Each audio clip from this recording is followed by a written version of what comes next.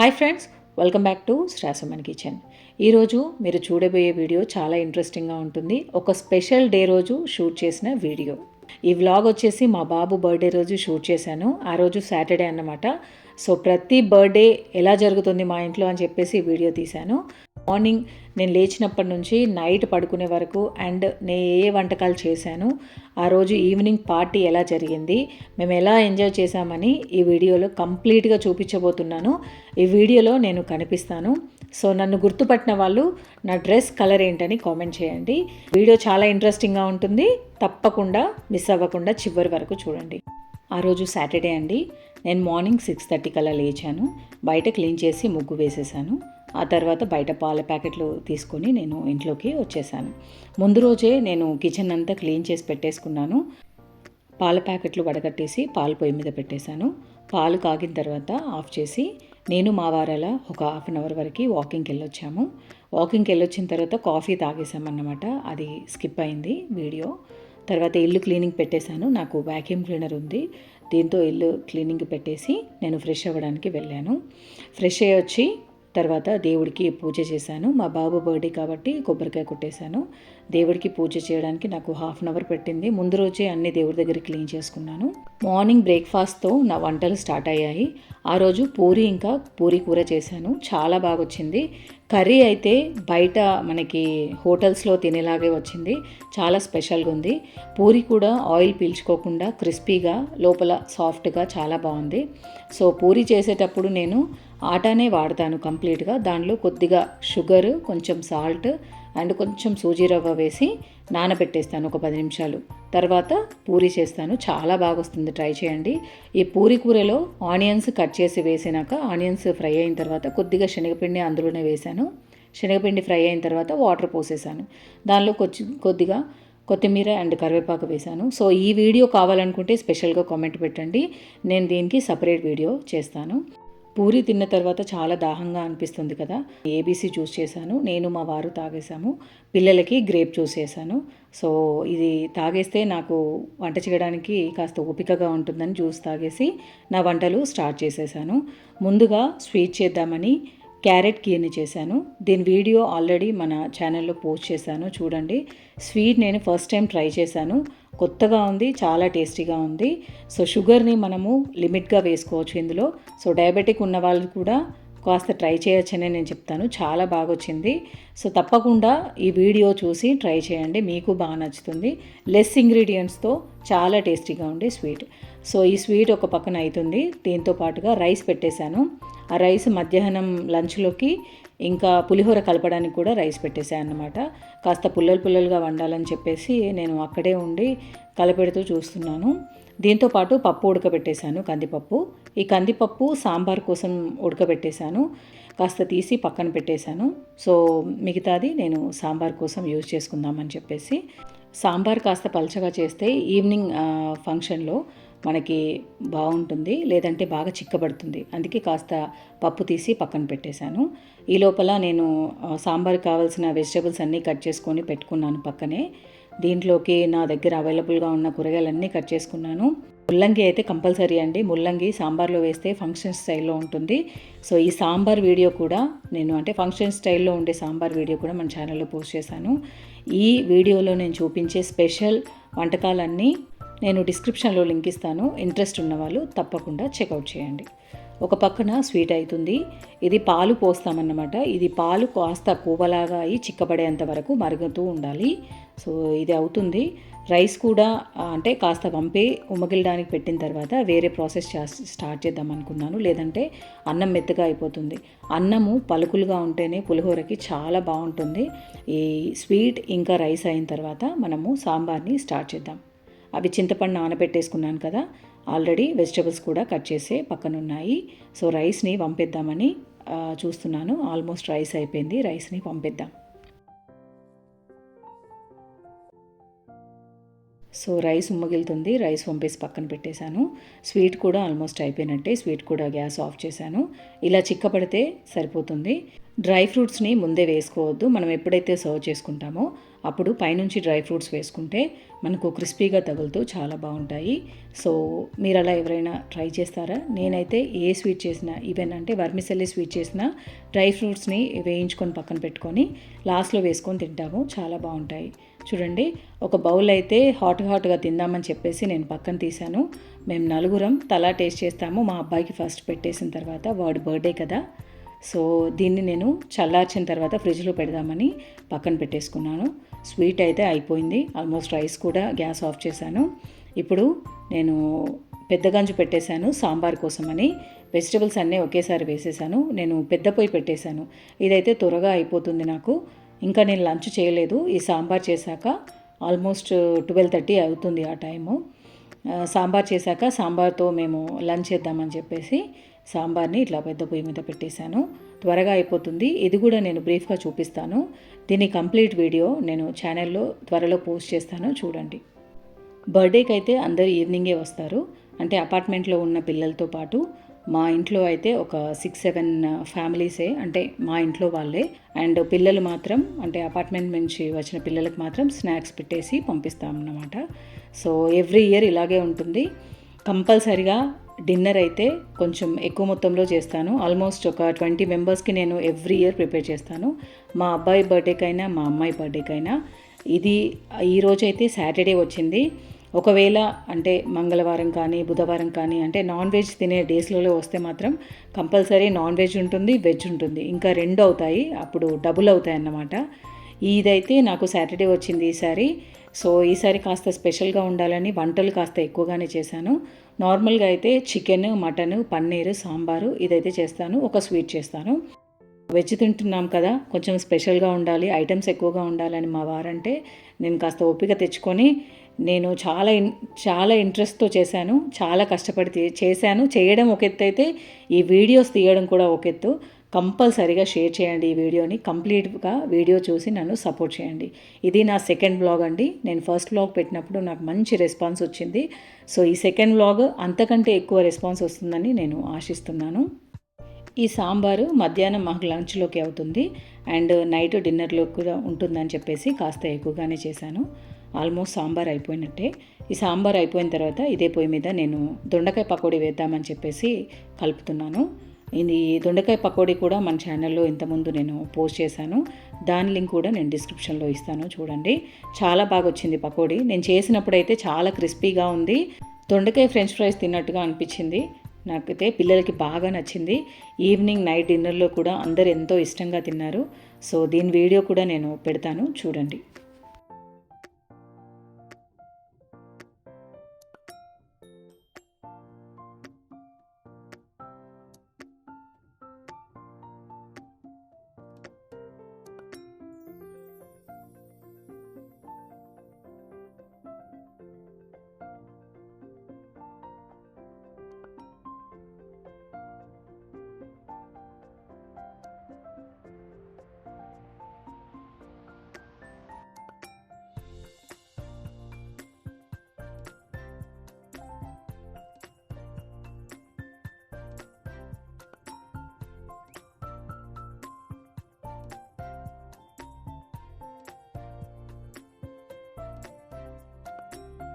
పకోడీ చేయడం కూడా అయిపోయింది. దీని తర్వాత పులిహోర పులుసుని మరగబెట్టాను అన్నమాట. చింతపండు దాన్ని నానబెట్టేసుకొని తర్వాత దాని నుంచి గుజ్జు తీసి పులిహోర పులుసు కలిపాను. మాకు కావలసినంత మధ్యాహ్నం రైస్ తినేసాం కదా, మిగిలిన రైస్లో నేను కంప్లీట్గా ఈ పులిహోర పులుసును కలిపేశాను. నైట్ ఈవినింగ్ వరకైతే చక్కగా ఊరి బాగుంటుంది. సో మధ్యాహ్నమే కలిపేస్తున్నాను. ఈ పులిహోర వీడియో కూడా మన ఛానల్లో ఉంది. పులిహోర పులుసు చేసి కలపడంలో నేను ఎక్స్పర్ట్ అనే అనుకుంటాను. నాకు పెళ్ళికి ముందు అయితే రాదు, పెళ్ళి తర్వాత నేర్చుకున్నాను. నేను చాలా బాగా చేస్తాను. ఇది నేను గర్వంగానే చెప్పుకుంటాను. నేను అసలు పెళ్ళికి ముందు పులిహోర తినేదాన్ని కాదు. పెళ్ళి తర్వాత చేయడం నేర్చుకున్నాను. అండ్ ఇష్టంగా అనిపిస్తుంది. నేను కావాలని చేసుకొని మరీ తింటాను. అలా ఉంటుందన్నమాట. సో మా వారికైతే పెళ్ళికి ముందు పెళ్ళి తర్వాత కూడా పులిహోర ఇష్టమే. ఇప్పటికి కూడా బాగా ఇష్టంగా తింటున్నారు. ఇది ఎలా చేయాలో నేను 2-3 వీడియోస్ కూడా ఆల్రెడీ మన ఛానల్లో పోస్ట్ చేశాను. వాటి లింక్స్ కూడా డిస్క్రిప్షన్లో ఇస్తాను, చూడండి.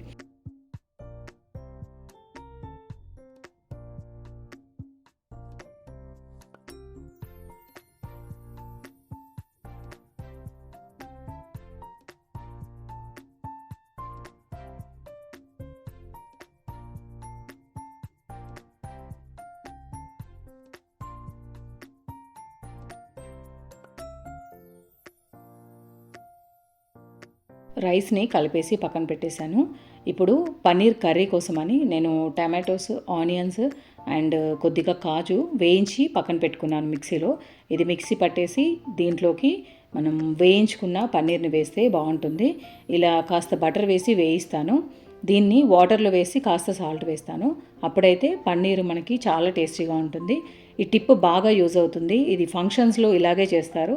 సో నేను ఒక ఫంక్షన్లో చూశాను. సో అప్పటి నుంచి నేను ఎప్పుడు పన్నీర్ చేసినా కూడా ఫస్ట్ వేయించిన తర్వాత ఒక గిన్నెలోకి తీసుకొని దాంట్లో కాస్త సాల్ట్ వేసి వాటర్ వేసేసి కాస్త నానబెడతాను. మళ్ళీ మనం వండుకునేటప్పుడు చాలా బాగుంటుంది. ఒకసారి ట్రై చేయండి. ఈ టిప్ అయితే బాగా యూజ్ అవుతుంది.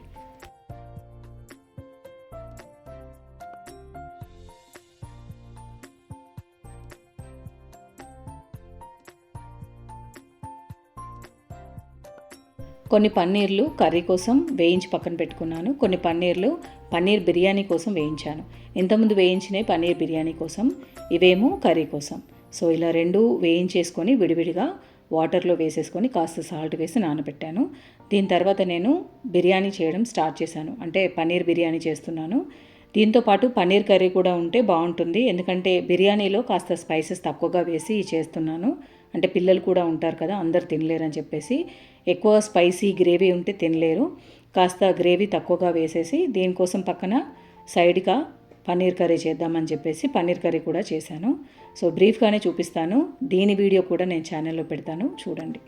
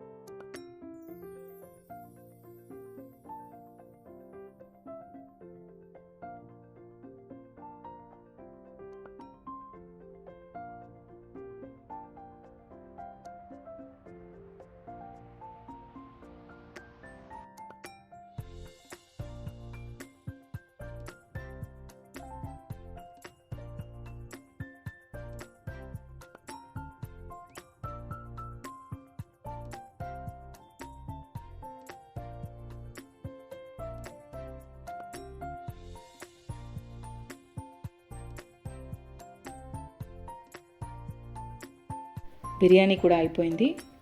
సో దీనిపైన మూత పెట్టేసి దీనిపైన వెయిట్ పెట్టేస్తే మనకి సిమ్లో మంచిగా అవుతుంది, మంచి దమ్ అవుతుందన్నమాట. సో ఆల్మోస్ట్ బిర్యానీ కూడా అయిపోయినట్టే. నేను దీంతో పాటే పైన చిన్న గ్యాస్ పైన నేను పన్నీర్ కర్రీ కూడా వండేశాను. గ్రేవీ కోసం వేయించి మిక్సీలో వేసేసుకున్నాను కదా, దాన్ని మామూలుగా వేసేసి పన్నీర్ కర్రీ చేశాను. పన్నీర్ కర్రీ వీడియోస్ కూడా మన ఛానల్లో ఉన్నాయి, చూడండి. బిర్యానీ అయిపోయింది, దాన్ని కూడా పక్కన పెట్టేశాను. సో ఈవినింగ్ అయితే 5:30 అయిపోయింది, 5:45 అవుతుంది.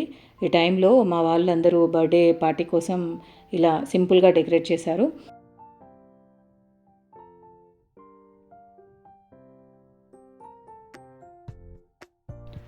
నా రెసిపీస్ అన్నీ ఇక్కడ పక్కన పెట్టేశాను వేరే గిన్నెలో వేసి. వైట్ రైస్ కూడా కాస్త పెట్టేశాను. ఆ గిన్నె కనిపిస్తుంది కదా బిర్యానీ రైస్ పైన గిన్నె, అది వైట్ రైస్ అనమాట. సో దీంట్లో అయితే సమోసాలు ఉన్నాయి అండ్ ఎగ్ పఫ్స్ ఉన్నాయి. ఎగ్ పఫ్స్ అయితే పిల్లల కోసం, అంటే అపార్ట్మెంట్లో పిల్లలు వస్తారు.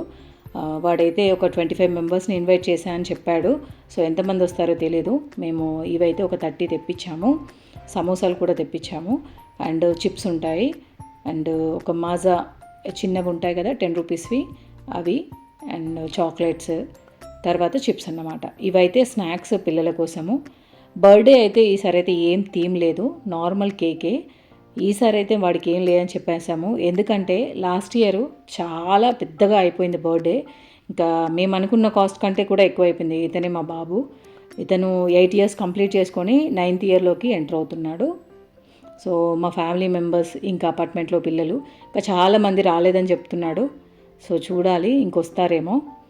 ఈవినింగ్ అయితే అందరం రెడీ అవుతున్నాము. మాది 3 BHK, ఒక్కొక్క రూమ్లో ఒక్కొక్కరు రెడీ అవుతున్నారు. సో అక్కడ ఉంది మా వంటగది అండ్ ఇది మాస్టర్ బెడ్రూము. సో చూడండి అన్ని రూమ్లలో అందరూ ఉన్నారు. నేను కూడా రెడీ అవుతున్నాను. ఈ వీడియోలో బర్త్డే పార్టీలో నేను కనిపిస్తాను. సో నన్ను చూసిన వాళ్ళు నా డ్రెస్ కలర్ ఏంటి అని కామెంట్ చేయండి. సో అలా అయితే నన్ను గుర్తుపట్టినట్టే. ఆల్మోస్ట్ 10 to 8 అవుతుంది. ఒక్క ఫ్యామిలీ రాలేదు. సో వాళ్ళ కోసమే మేము వెయిట్ చేస్తున్నాము. వాళ్ళు వచ్చాక కేక్ కట్ చేద్దామని. ఎవ్రీ ఇయర్ థీమ్ కేకే కట్ చేస్తాడు. ఈ ఇయర్ ముందే చెప్పాము థీమ్ కేక్ కాదు, నార్మల్ కేకే అని చెప్పేసి. ఈసారి అయితే సరే అన్నాడు. నెక్స్ట్ ఇయర్కి అయితే ఒప్పుకోడేమో. నెక్స్ట్ మళ్ళీ ఇంకేదైనా ప్లాన్ చేయాలి అలా. సో చూడండి అందరూ రెడీ అయిపోయారు. మా వారు కూడా ఇంతకుముందు కెమెరా పట్టుకొచ్చారు. తను మా వదిన, తను యూఎస్ నుంచి వచ్చింది. సో లక్కీగా వాళ్ళు కూడా ఉన్నారు బర్త్డేకి. వీళ్ళందరూ మా కజిన్స్ ఉన్నారు ఇందులో. లక్కీగా మా రిలేటివ్స్ అందరూ దగ్గరే ఉన్నారు. సో చెప్పంగానే ఈవినింగ్ వచ్చేసారు అందరూ. పార్టీ ఆల్మోస్ట్ స్టార్ట్ అవుతుంది. ముందు నిల్చుంది కదా ఫస్ట్ బేబీ, తను మా అమ్మాయి. సో కలర్ హెయిర్ బ్యాండ్స్ వేసుకుంది కదా, తనే మా పాప. అక్కడ వెనకాల నిల్చుంది తను మా మదర్. మా అబ్బాయికి వెనకాల వెళ్తుంది. సో అందరినీ ఒకసారి చూసేయండి. కేక్ కట్ చేయాలి అని చెప్తున్నాడు. ఆగమని చెప్తున్నాము. ఫొటోస్కి ఫస్ట్ పోజ్ ఇవ్వండి, తర్వాత కేక్ కట్ చేద్దామని చెప్పేసి అంటున్నాను. కేక్ కట్ చేస్తున్నాను.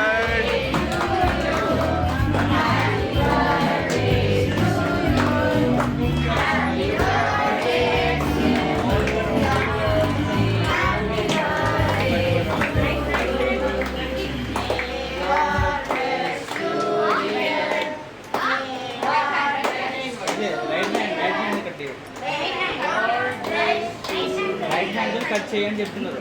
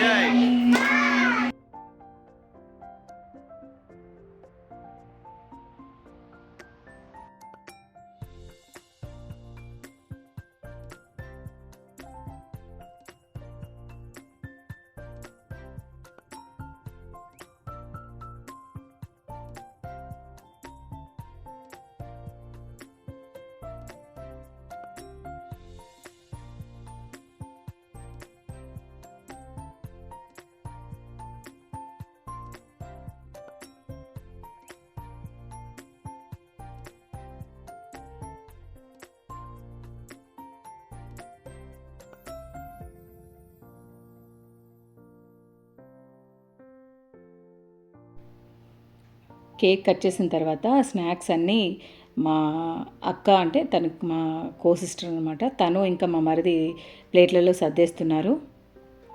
సో ఎవ్రీ ఇయర్ అందరి బర్త్డేలకి మేము అందరం వెళ్తాము. అందరి ఇంట్లోకి అందరూ వచ్చేసి అందరు హెల్ప్ చేస్తారు. చాలా బాగుంటుంది.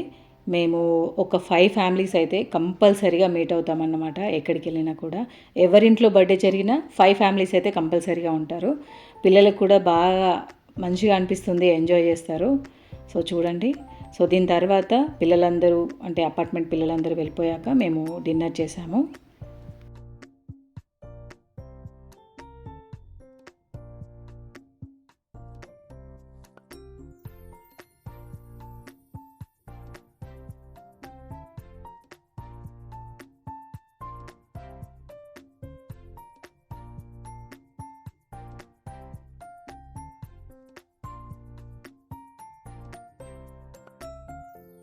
వాళ్ళందరూ వెళ్ళిపోయిన తర్వాత మేము టేబుల్ మీద పెట్టేసుకున్నాము మా ఐటమ్స్ అన్నీ. సో ఒక లుక్ వేసేయండి. ఇదైతే పన్నీర్ బిర్యానీ ఎంత పర్ఫెక్ట్గా వచ్చిందంటే చాలా బాగుంది. నిజంగా నాకు బాగా నచ్చింది. అందరూ కూడా నా సాంబార్ని ఎక్కువగా మెచ్చుకున్నారు. పన్నీర్ తర్వాత సాంబారే ఇష్టంగా తిన్నారు అందరూ. సో నేను వండిన వంటలు ఒకసారి చూడండి. కంప్లీట్గా అన్ని టేబుల్ మీద సర్దేశాను. అందరూ బాగా ఇష్టంగా తిన్నారు. నాకు అది చాలా బాగా అనిపించింది. సో ఇదండి ఈరోజు వీడియో. నా వీడియో నచ్చితే తప్పకుండా లైక్ చేయండి. నేను చాలా కష్టపడి తీశాను. సో నాకు సపోర్ట్ చేయాలనుకుంటే మాత్రం షేర్ చేయండి, కామెంట్స్ పెట్టండి. తప్పకుండా కొత్తగా చూస్తున్న వాళ్ళు సబ్స్క్రైబ్ చేసుకోండి. Thank you for watching. అందరికీ నమస్కారం.